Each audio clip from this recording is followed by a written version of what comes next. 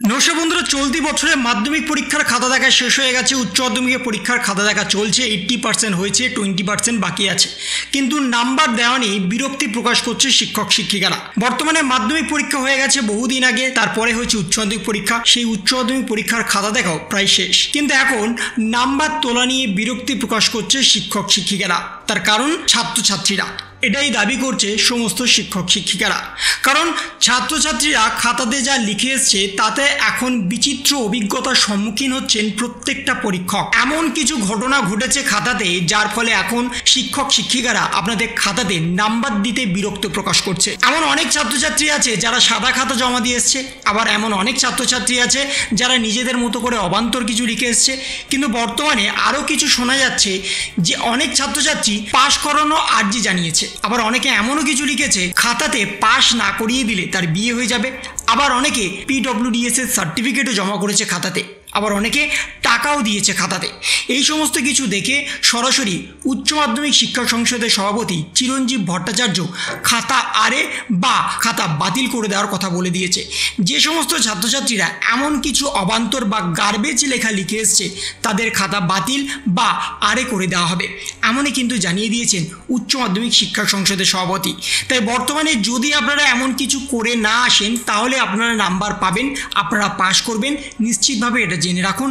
যদি এমন কিছু আপনারা করে আসেন সেক্ষেত্রে কিন্তু আপনাদের একটা বড়সড় অসুবিধার সম্মুখীন হতে হবে যখন আপনাদের রেজাল্ট আউট হবে।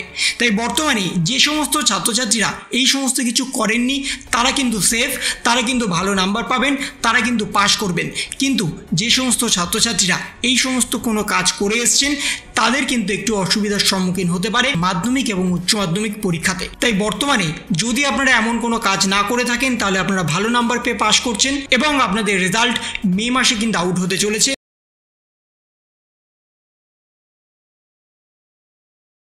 বর্তমানে উচ্চ মাধ্যমিক পরীক্ষা হয়ে গেছে, মাধ্যমিক পরীক্ষা হয়ে গেছে, 11-এর সেমিস্টার 2ও হয়ে গেছে। সামনেই এবার 11-এর ছাত্রছাত্রীরা 12-এ উঠবে এবং সেখানে তাদের সেমিস্টার ওয়াইজ পরীক্ষা হবে। কিন্তু সেই সেমিস্টার ওয়াইজ পরীক্ষাতেও আমূল পরিবর্তন আনা হয়েছে, সিলেবাসের বদল ঘটিয়ে দেওয়া হয়েছে। এতদিন পর্যন্ত যে সিলেবাস তোমরা জেনে এসছো সেই সিলেবাসটাকে সম্পূর্ণভাবে বদল করা হয়েছে এবং সেখানে নোটিফিকেশান পাবলিশ হয়েছে 20-3-2025-এ কোন বিষয়টা রিপ্লেস করা হয়েছে এবং তার সাথে কী নোটিফিকেশান দিয়েছে সেটাও তোমাদের সামনে তুলে ধরছি। তোমরা দেখতেই পাচ্ছ উচ্চ মাধ্যমিক শিক্ষা সংসদের তরফ থেকে 20-3-2025-এ একটা নোটিফিকেশান দিয়ে দেওয়া হয়েছে এবং সেই নোটিফিকেশান অনুযায়ী ইংরাজি পরীক্ষার ক্ষেত্রে দুটো জিনিস রিপ্লেস করা হয়েছে, যে এখানে তোমাদের উৎপাদনমূলক কোনো অবদান থাকবে না আগামী জীবনে, অর্থাৎ এখান থেকে কোনো শিক্ষণীয় তোমরা কিছু পাবে না। সেই বিষয়টাকে মাথায় রেখেই এই পরিবর্তন করা হয়েছে এবং এই পরিবর্তন কি করা হয়েছে সেখানেও বলে দেওয়া হয়েছে। প্রসের ক্ষেত্রে তোমাদের সরাসরি a room for one's own section on Shakespeare sister, এই যে প্রস ছিল এটাকে পরিবর্তন করে দেওয়া হয়েছে, তার জায়গায় আনা হয়েছে দ্য ব্যাট। এই প্রসটা তোমাদের আনা হয়েছে এবং এখান থেকেই তোমাদের সেমিস্টার 3-তে 3 মার্কের কোশ্চেন থাকবে এবং তারপরে ড্রামার ক্ষেত্রে রিপ্লেস করা হয়েছে।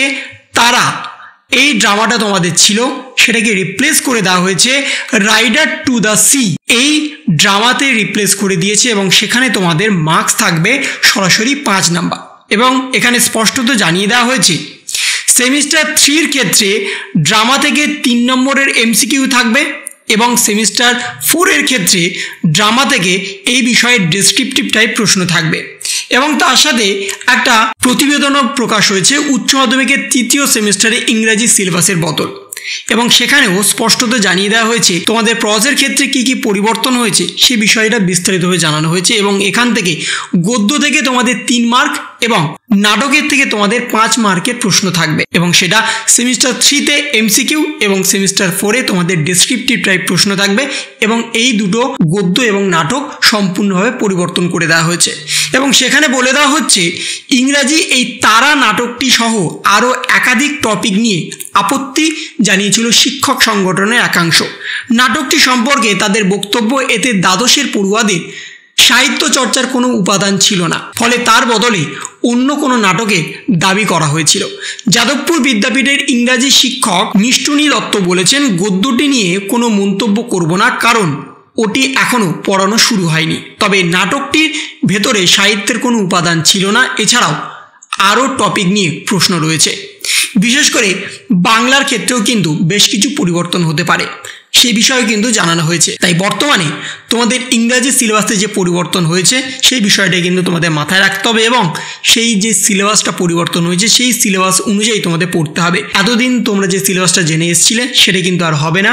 তার বদলে দুটো নতুন গদ্য এবং নাটক ইন্ট্রোডিউস করে দেওয়া হয়েছে এবং সেটাকেই তোমাদের পড়তে হবে। তাহলে এই ছিল একটা ছোট্ট ইনফরমেশন তোমাদের সকলের জন্য। যদি তোমাদের ভিডিওটা ভালো লেগে থাকে তবে লাইক করো, শেয়ার করো এবং অবশ্যই সাবস্ক্রাইব করো। তার পাশাপাশি তোমার মতামত কমেন্টের মাধ্যমে জানাও। ভালো থেকো, সুস্থ থেকো, ধন্যবাদ।